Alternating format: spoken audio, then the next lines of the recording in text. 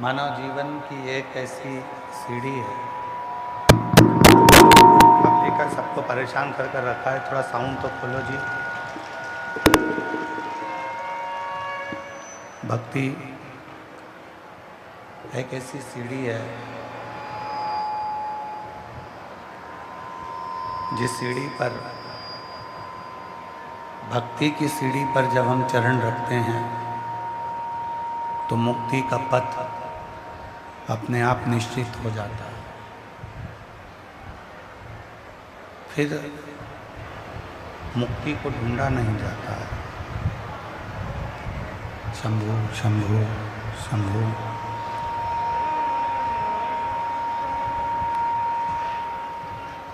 तीन दिन हो गए ऐसे कैसे साउंड तुम्हारा चल रहा है, लोग परेशान होते हैं। पहले से चेक करना चाहिए ना आप लोगों को। दिन आते हैं। शंभु शंभु शंभु शंभु।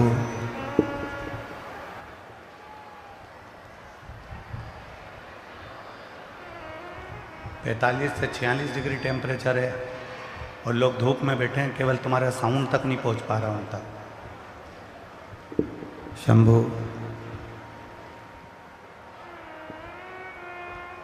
एक भक्ति की सीढ़ी एक ऐसी होती है जिस भक्ति की सीढ़ी पर चरण रखा जाता है तो मुक्ति का पथ निश्चित हो जाता है।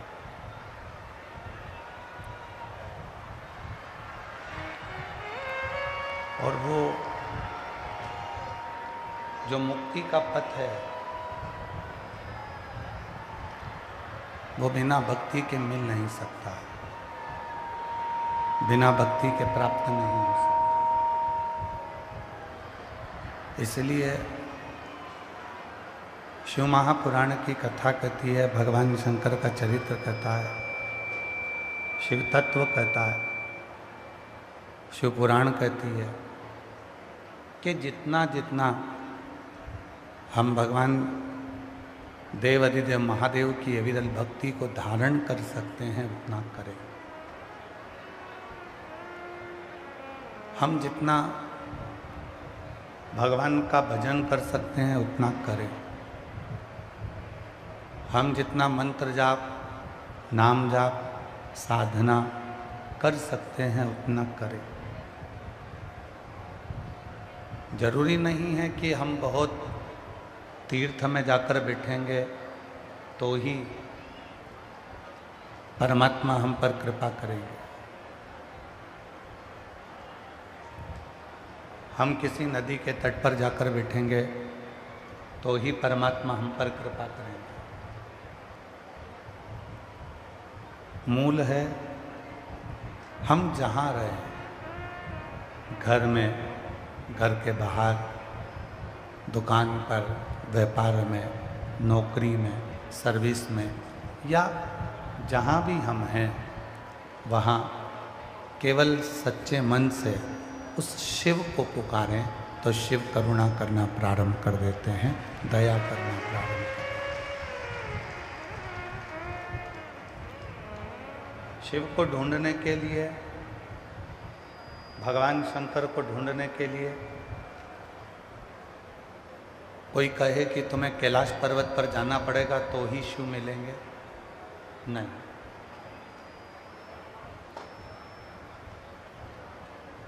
कोई कह दे कि तुमको अमरनाथ जी की गुफा तक जाना पड़ेगा तो ही शिव मिलेंगे, नहीं। कोई तुमसे कह दे कि तुम्हें केदारनाथ जी तक जाना पड़ेगा तो ही तुम्हें शिव मिलेंगे, नहीं। मान लो किसी के पास धन नहीं है, पैसा नहीं है, संपदा नहीं है, फिर वो क्या केदारनाथ नहीं गया तो क्या उसको शिव नहीं मिलेंगे? पैसा नहीं है तो वो अमरनाथ तक नहीं गया तो क्या उसको शिव नहीं मिलेंगे? पैसा नहीं है तो कैलाश तक नहीं गया तो क्या उसको शिव नहीं मिलेंगे? शिव पुराण कहती है कैलाश जाने पर शिव की प्राप्ति नहीं, अमरनाथ जाने पर शिव की प्राप्ति नहीं, बल्कि अपने मन को इतना शीतल कर लो, अपने मन को इतना शांत कर लो, अपने मन को इतना निर्मल कर लो कि भगवान कैलाश छोड़कर हमारे मन में आकर निवास करने लगे, हमारे मन में आकर बैठे।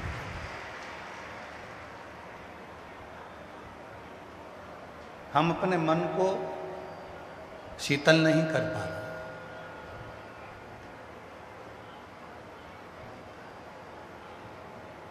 तैतीस कोटि देवताओं में कौन से देवता ने विष पिया था? देवाधिदेव महादेव। विष पीने के बाद भी मेरे शंकर भगवान विषैले नहीं हुए। विष पीने के बाद भी मेरे शंकर भगवान विषैले नहीं। धतूरा खाने के बाद भी मेरे शंकर भगवान विषैले नहीं। विष धारण करने के बाद भी मेरे शंकर भगवान विषैले नहीं। पर आज का मनुष्य विष नहीं पीता तो भी विषैला।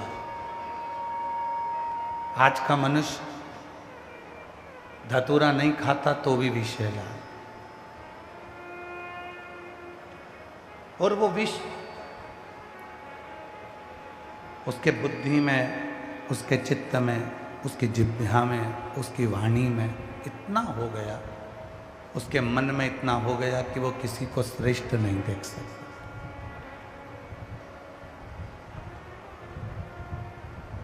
तैतीस कोटि देवता में केवल एक देवाधिदेव महादेव ऐसे हैं। इंद्रदेव अगर उन्नति की सीढ़ी पर चढ़ते हैं तो भगवान शिव प्रसन्न होते हैं। आप लोगों को मालूम होगा कि भगवान शंकर ने चंद्रमा को अपने सिर पर क्यों लिया। भगवान शंकर चंद्रमा को अपने मस्तक पर क्यों लिए? क्या कारण था कि भगवान शंकर को चंद्रमा अपने मस्तक पर लेना पड़ा?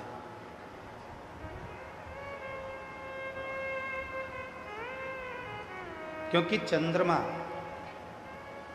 एक ऐसा है, समुद्र की लहरें जब बढ़ती है चंद्रमा बढ़ता है, और समुद्र की लहरें जब घटती है तो चंद्रमा घटता है। शिवजी ने देखा कि केवल एक चंद्रमा ऐसा है कि दूसरे के सुख को देखकर सुखी होता है और दूसरे के दुख को देखकर दुखी होता है।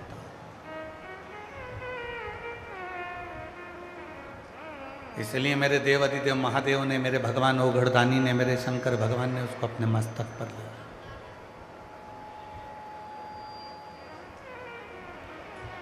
आज के समय में देवरानी का बच्चा अच्छे नंबर से पास हो जाए तो जेठानी का मुंह फूल जाता है। जेठानी को लगता है कि मेरा बच्चा क्यों अच्छे नंबर से पास नहीं। आज के समय में जेठानी का बच्चा अच्छे नंबर से पास हो जाए तो देवरानी का मुंह फूल जाता है। देवरानी का बच्चा अच्छा कमा रहा है तो जेठानी को बुरा लगेगा, जेठानी का बच्चा अच्छा कमा रहा है तो देवरानी को अच्छा नहीं लगेगा, बुरा लगता है। और शिव की प्रियता क्या है?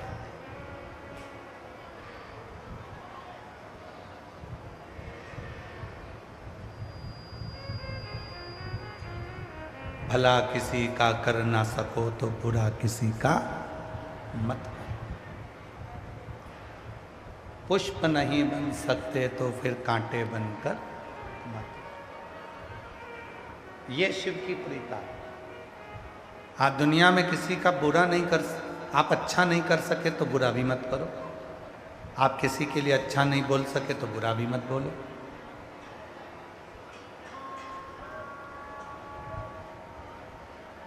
किसी ने बुरा कर भी दिया, कोई बात नहीं, उसके भाग्य में ललाट पर यही लिखा होगा। अपन अच्छा सोचो, क्यों विचार करो? क्यों अपनी सोच को गलत लेकर जाए,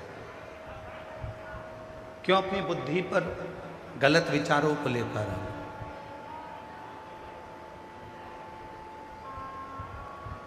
महाराज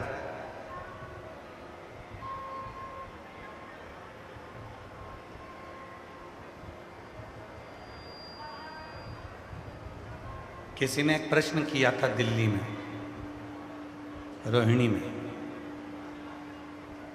रोहिणी में एक प्रश्न किया किसी ने, जिस जगह पर हम ठहरे थे वहाँ, कि गुरुजी आप जब कथा करते हैं शिव महापुराण की तो भक्तों की भीड़ आती है, किसी को बैठने की जगह मिलती है, किसी को नहीं मिलती। कई लोग धूप में बैठे रहते हैं, गर्मी में बैठे रहते हैं, किसी के कानों में तो माइक की आवाज़ भी नहीं जाती है, तो भी वो बैठे रहते हैं। आखिर फिर भी भगवान शंकर जो अंदर बैठे हैं उन पर भी उतनी कृपा कर रहे हैं और जो बाहर बैठे हैं उन पर भी उतनी कृपा कर रहे हैं। जो पंडाल के अंदर बैठे हैं उन पर भी शंकर जी की उतनी कृपा है और जो पंडाल के बाहर बैठे हैं उन पर भी शंकर जी की उतनी कृपा है। ये कैसे संभव हो सकता है?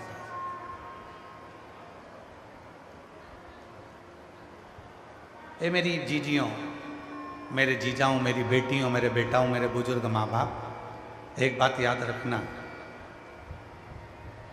करोड़ों का धन कमाने वाला भी 2 रोटी खाता है और भिक्षा मांगकर लाने वाला भी 2 रोटी खाता है।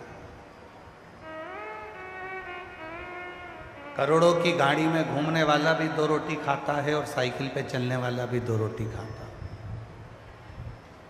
बड़े महल में रहने वाला भी 2 रोटी खाता है और झोपड़े में रहने वाला भी 2 रोटी खाता है। ये जो पेट दिया है परमात्मा ने, ये रोटी के लिए दिया। कोई करोड़ों का धन कमा लेगा तो वो सोने के बिस्कुट नहीं खा लेगा, चांदी की रोटी नहीं खाएगा,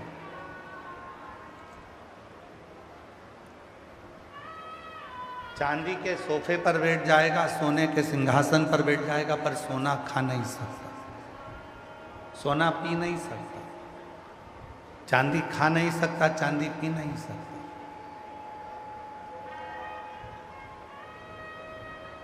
पेट वही है, उधर वही है।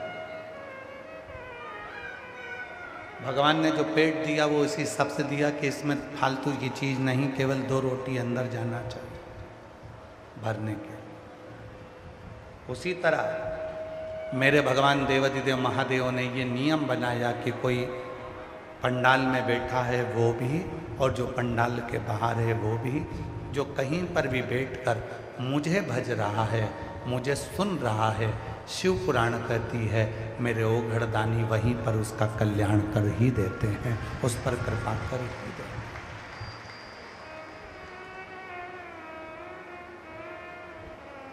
किसी ने प्रश्न किया कि दिल्ली में कि इतनी भीड़ आती है, इतने सारे भक्त आते हैं, बैठने की जगह नहीं मिलती है,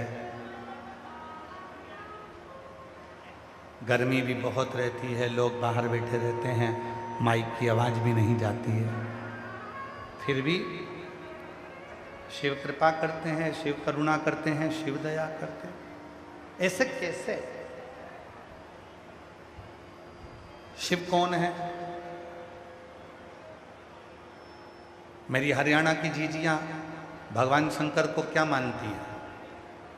हम तो हमारे शंकर भगवान को अपना बाप मानते हैं, पिता मानते हैं। और यदि हम शिव जी को अपना पिता मानते हैं तो आप मेरी बहन हो, मेरी जीजी हो और मेरी बहन हो। अगर आपके भाई का पिता शिव है तो आपका पिता भी शिव ही है।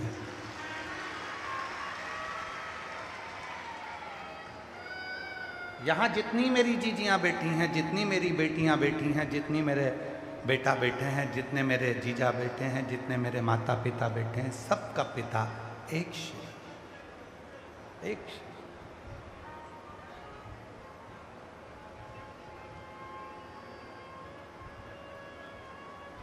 कोई दूसरा पिता ही नहीं।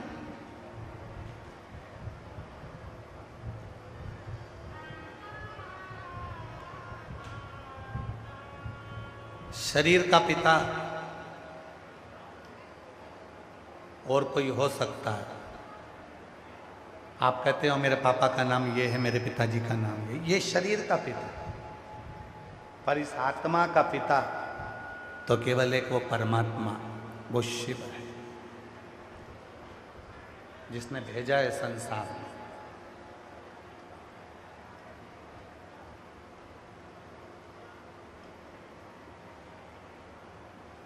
तुम्हारे घर में बुजुर्ग अगर कोई व्यक्ति होगा, बुजुर्ग पिता होगा, वो एक ही बात कहता है, नी कमाना मत कमा, पर कम से कम प्रेम से तो रहो। बोलो सही है कि गलत है? नी कमाना मत कमा, कम से कम प्रेम से तो रहो। मत कमाने जाओ, प्रेम से रहो। मैं कमा के लाऊंगा, मैं तुमको दूंगा, पर प्रेम से रहो। घर का पिता, बुजुर्ग बाप, बुजुर्ग पिता केवल तुमसे एक ही चीज मांगता है कि तुम प्रेम से रहो, इकट्ठे रहो, एकजुट होकर रहो। बाकी का सब मैं घर चला दूंगा। उसी तरह शिव भी, वो बुजुर्ग पिता हैं हमारे, वो एक ही बात कहते हैं कि तुम सब जब शिव भक्त एक साथ इकट्ठे होते हो, प्रेम आपस में बढ़ता है, तब शिव करुणा करना चालू कर देता है, कृपा करना चालू। तुम एकजुट तो रहो।